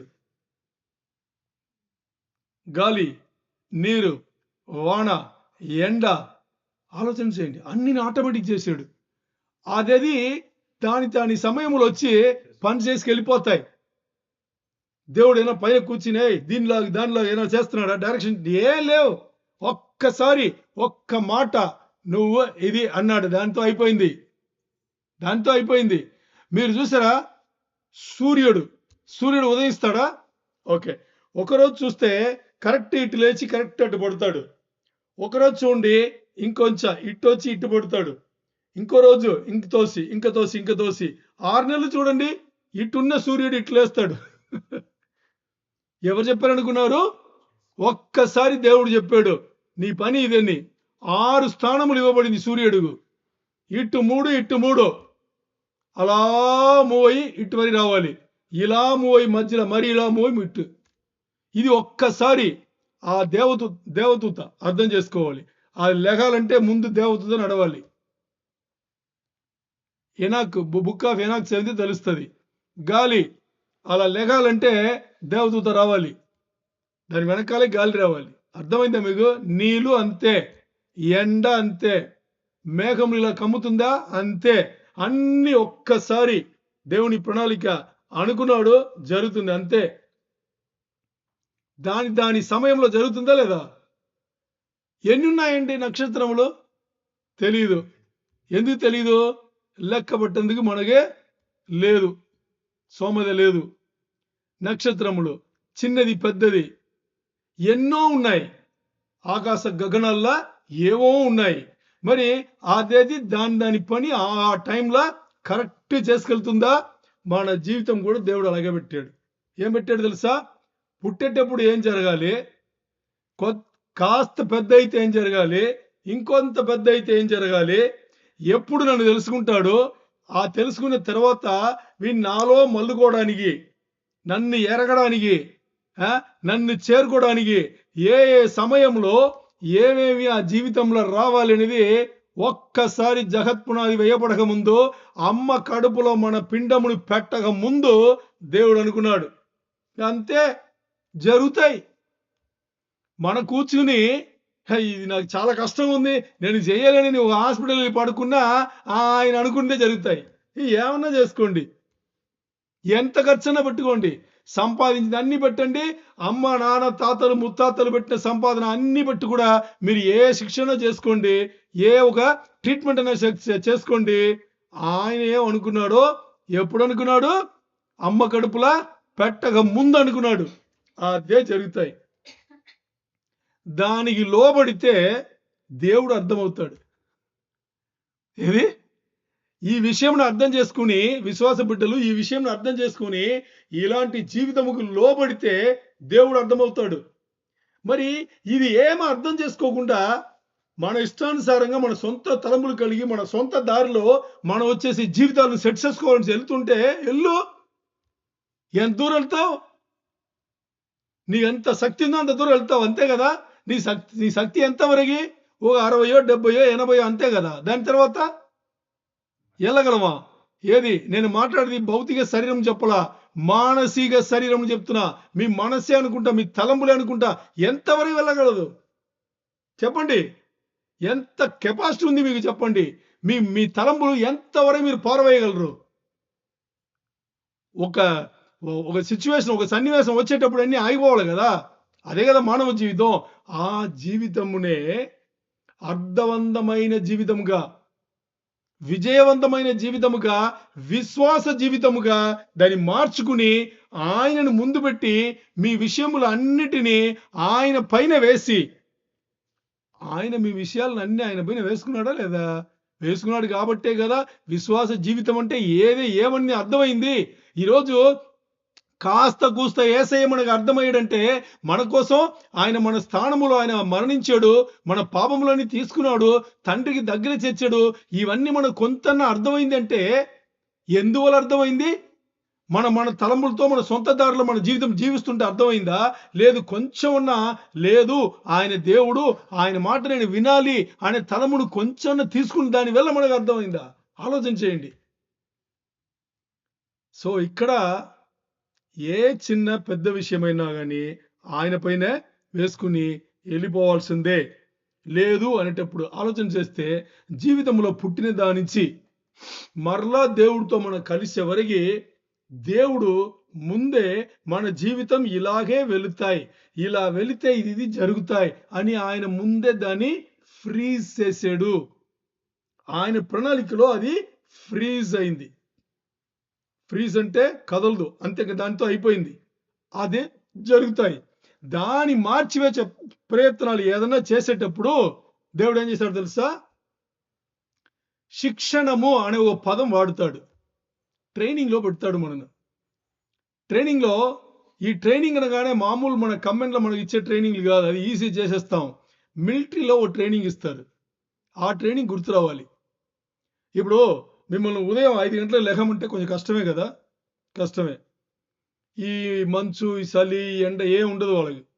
ఉదయం 5 గంటలకు కాదు 3:30కి లెగమంటారు. అక్కడ ఎన్ని గంటలకు? 3:30కి లెగమంటారు. 3:30కి లెగమని పరిగెట్టమంటారు. ఒక డిస్టెన్స్ పరిగెట్టి ఇంత టైంలో రావాలని చెప్తారు. దానిపైన ఒక కమాండర్ ఉంటాడు, వాడు కూడా రావాలి.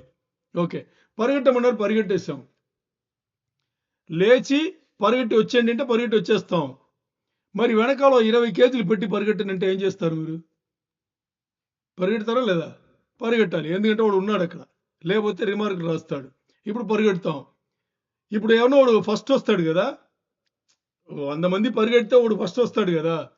ఫస్ట్ వచ్చిన వాడిని పిలిచి భలే నువ్వు బాగా చేసావు అనడు, వాడు ఇంకో 10 కేజీలు పెంచుతాడు. 20 కేజీలు చక్కగా ఫస్ట్ రంగు వస్తే ఇంకో 10 కేజీలు పెంచి 30 కేజీలు పరిగెట్టు అంటారు.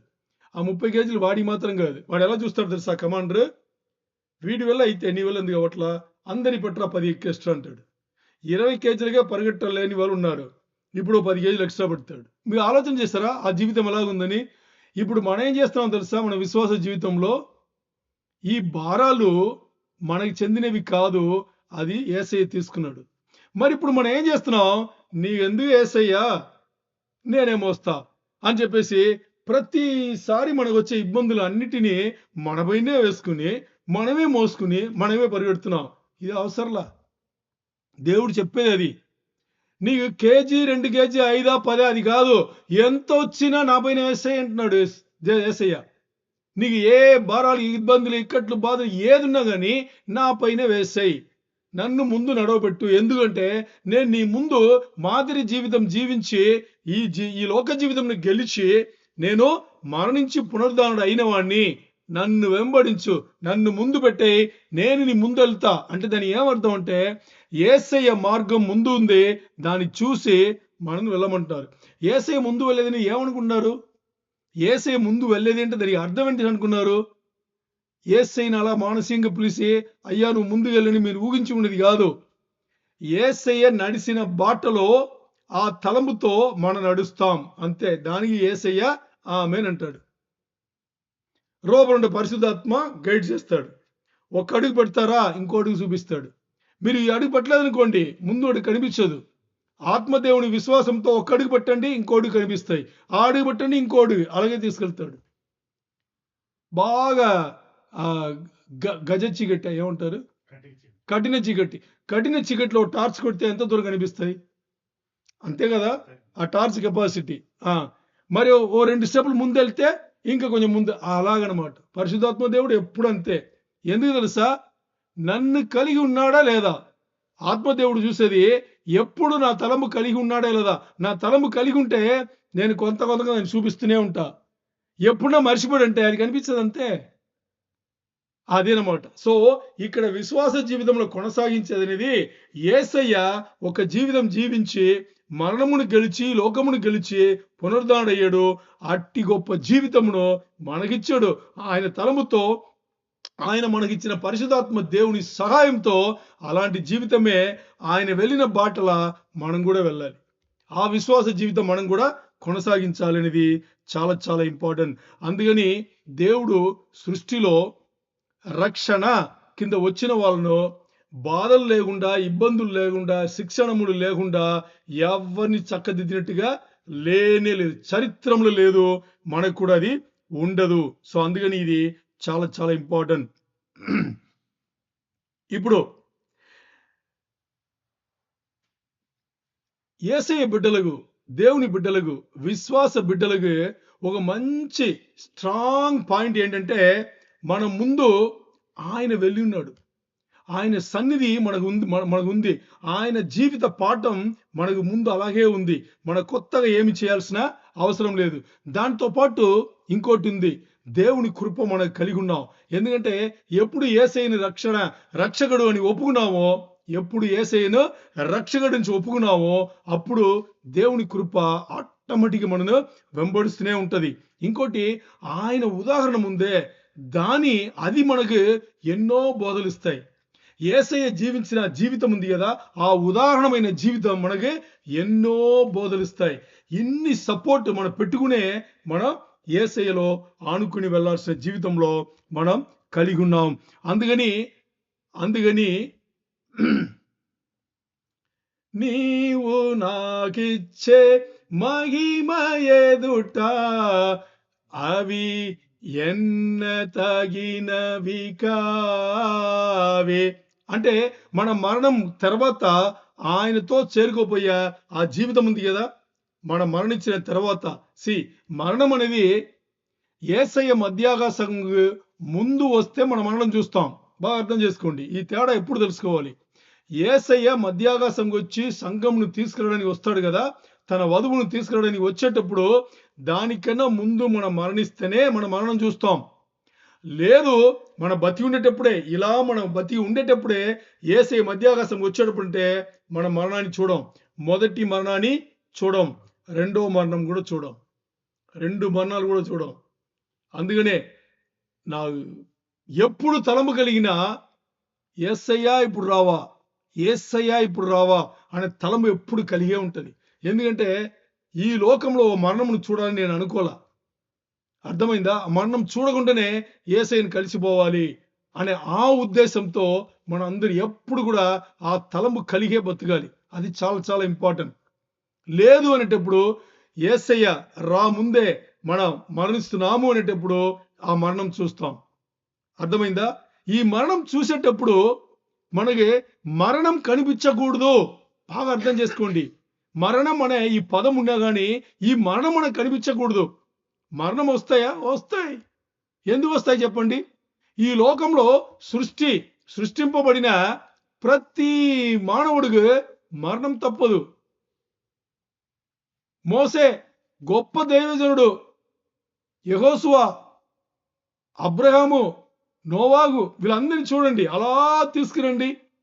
తీసుకొస్తే చివరిలో ఉండే తిమోతి వరకు, పేతురు వరకు, తిమోతి వరకు అందరూ దైవజనులేనా? మరణం తప్పిందా? ఇంకా ఘోరం. కొత్త నిబంధనల అపోస్తలులకు 12 మందికి ఎలాంటి మరణం తెలుసా? మామూలు మరణం కాదు. ఎందుకు? వాళ్ళు చేసిన తప్పేంటి? దేవుని వెంబడించారు అంతే కదా. ఎందుకు అలాంటి మరణం? ఎందుకంటే ఈ లోక జీవితంలో కొన్ని విషయాలు అలాగే జరుగుతాయి. అలా జరిగితేనే మరణము తర్వాత ఉండే పునరుద్ధానమైన జీవితంలో వాళ్ళకి ఇవి ఎన్నదగినవి కావే. ఎప్పుడు నీవు నాగిచ్చే మహిమ ఎదుట, ఆ మహిమ అంతు లేదండి. ఏది మన మరణము తర్వాత పునరుద్ధానం దేవునితో బతుకుపోయే ఆ జీవితం ఉందే, ఆ జీవితముకు అంతు లేదు. అంత గొప్ప మహిమ. ఎందుకంటే మీరు ఎంత కష్టం, ఇప్పుడు పౌలును నరిగి చంపారు, పేతురును అడ్డంగా వేసి సిలువేశారు కదా. ఎంత కష్టం ఉంటది. ఇలా ఇలా అంటే యేసయ్యని సిలువ వేస్తేనే చాలా తట్టుకోలేము, అస్సలు తట్టుకోలేము. అడ్డంగా సిలువేస్తే అడ్డంగా నుంచి మన శరీరంలో నీరన్నీ కారుతాయి, పైనుంచి అన్ని కారుతాయి. మీకు అర్థమైందా? ఇప్పుడు నార్మల్గా ఇలా ఉండేటప్పుడే కొంత వయసు అయ్యేటప్పుడు ఈ కొండ నీరన్నీ కింద దిగుతాయి, పాదాలకు వాపులు వస్తాయి. మరి అడ్డంగా వేస్తే తలగొస్తాయా? ఎంత శ్రమ. పేతురు అలాంటి మరణముకి ఇష్టపడ్డాడు. ఎందుకంటే ఆయన యజమానుడు చూస్తున్నాడు. అలాంటి మరణం పొందడానికి నేను అంత గొప్ప వ్యక్తి కాదు, నేను అర్హుడు కాదు, నన్ను ఇలాగ వేయని చెప్పేసి ఆలోచన చేస్తే అపోస్తులు అందరూ అలాగే మరణం పొందారు. ఎందుకని ఆలోచన చేయండి. ఎందుకంటే ఈ జీవితం అలాంటి జీవితం, ఈ విశ్వాస జీవితం విశ్వాస బిడ్డలకి అలాగే ఇవ్వబడింది. మరి ఇవన్నీ అలాగే ఇవ్వబడింది, కానీ దీంట్లో గెలిచే వాళ్ళకు ఎవరు గెలుస్తారో వీళ్ళు ఇటువైపు చూస్తే, మరణముకు తర్వాత ఉండే పునరుద్ధానమైన జీవితం చూస్తే ఇవేమి గుర్తురాని అంత మహిమ గల జీవితం. అక్కడ ఆ మహిమను మనం అనుకుంటే, ఆ మహిమ గల జీవితమును మనం ఆలోచన చేస్తే ఇది ఎన్నతగినవి కావు. ఇది చాలా చాలా ఇంపార్టెంట్. అందుకని ఇక్కడ సిద్ధపడాలి. ఇక్కడ ఈ లోక జీవితమును గెలవడానికి మనం సిద్ధపడాలి. ఎందుకు? ప్రతి ఉపదేశంలో మనం తయారవ్వాలి, మనం సిద్ధమవ్వాలి, మనం తయారవ్వాలి, మనం సిద్ధమవ్వాలంటే ఈ రోజు మన జీవన విధానం ఉంది కదా, అలా ఉంది. Easy life. ఇప్పుడు అన్య సమాజం ఎలాగుందో అలాగే ఈజీ లైఫ్ కింద మనం కూడా అలవాటు పడిపోయి వెళుతున్నాము. కానీ విశ్వాస జీవితంలో శ్రమలకుండా, శ్రమల్లో బాధల్లో మనం నేర్చుకుని ఆ నేర్పే ఆ పాఠమే మనను మరణమును గెలిచి దాని తర్వాత ఉండే ఆ పునరుద్ధానమైన మహిమగల జీవితముకు మన ఈ రోజే ఆ విశ్వాస కళ్ళ ద్వారా చూడగలిగితే ఈ లోక ఆశలు, ఈ లోక ఆకర్షణలు, లేదు ఈ లోకంలో ఉండే అన్ని విషయములు ఏదైనా కానీ అది మనకు లెక్క కానే కాదు. మరణము వచ్చినా కానీ ఆ మరణమును మనం చూసేటప్పుడు మరణం మనకు కనిపించదు. మరణం మన గోడ తర్వాత ఉండే మహిమ గల పునరుద్ధానులైన అలాంటి ఒక జీవితమే మనకి కనిపిస్తాయి. అలాంటి విశ్వాస కళ్ళు మనకి రావాలి అనేటప్పుడు యేసయ్య ఒక్కరే మార్గం, యేసయ్య ఒక్కరే మనకి మాదిరి. ఆయన్నే విజయ వీరుడయ్యాడు, జయశీలుడయ్యాడు. అలాంటి గొప్ప జీవితమును మనం కూడా వెంబడించి మన సొంత సిలువను ఈరోజు మన సొంత కాడిని మనం మోసుకుని యేసయ్యని వెంబడించి అలాంటి విజయవంతమైన జీవితం జీవించాలని దేవుడు మనను ఆశీర్వదించాలని మొరపెట్టుచు ఈ వాక్యం ఇక్కడతో మనం ముగిస్తున్నాం. దేవునికే మహిమ కలుగును గాక.